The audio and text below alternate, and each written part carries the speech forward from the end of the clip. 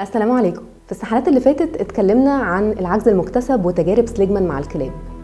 هسيب لكم اللينك في الكومنتس.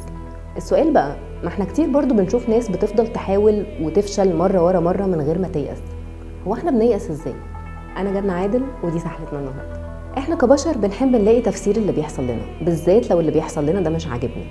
هنا بيظهر مبدأ الاكسبلاناتوري ستايلز او الاتريبيوشن ستايلز او انماط التفسير، ودي الحته اللي ناقصه في نظريه سليجمان عن العجز المكتسب، واللي بتفسر ليه الليرند هيلبلسنس مش حاجه حتميه وليه في ناس بتيأس وناس لا. الحكايه ان احنا لما بنحاول نفهم موقف معين اتعرضنا له بنسال نفسنا 3 اسئله: اللي حصل ده بسببي ولا بسبب حاجات برايا؟ العوامل دي مؤقته ولا دائمه؟ الاستنتاج اللي وصلت له من الموقف ده خاص بالموقف ده لوحده ولا ينفع ينطبق على كل حاجه تانية؟ ابسطها لك. مثلا امتحان زي الزفت والشر بره وبعيد شلنا الماده، بنيجي نسال نفسنا: هو اللي حصل ده بسببي انا؟ مثلا كان المفروض اذاكر اكتر من كده، ولا بسبب حاجه برايا؟ الدكتور مثلا بتاع الماده كان مسايكب او حاجه. هل العوامل اللي وصلتنا للموقف بتاع السقوط ده مؤقته، يعني مثلا ممكن قدام لو ذاكرت انجح واعدي الماده، ولا دائمه هو الدكتور مسايكب وهيفضل مسايكب؟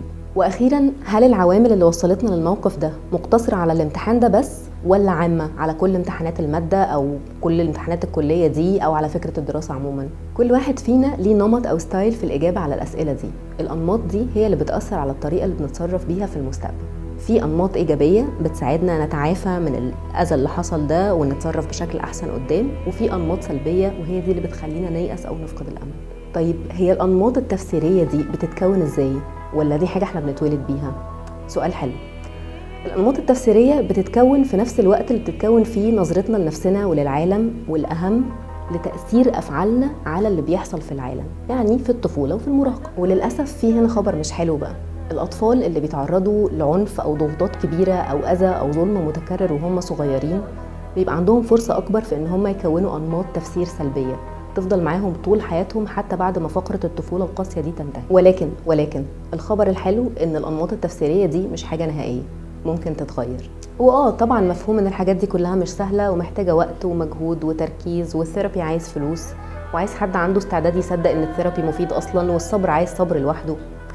بس هنا خليني ارجع للكلاب بتاعه تجربه سليجمان، الكلاب اللي هو بوظها تماما وعلمها العجز دي. ايه اللي حصل لها بعد كده؟ اتعافت.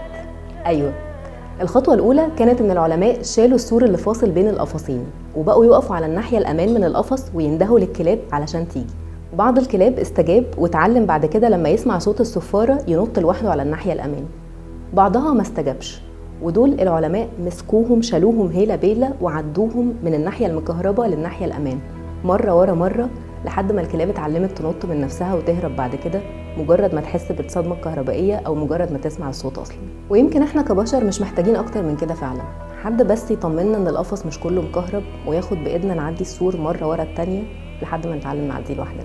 الله، وبعدين امال الثيرابي لازمته ايه؟ لمزيد من السحلات اضغط هنا او هنا او هنا، يعني على حسب انت بتشوفني فين هتلاقي لك زرار دوس عليه.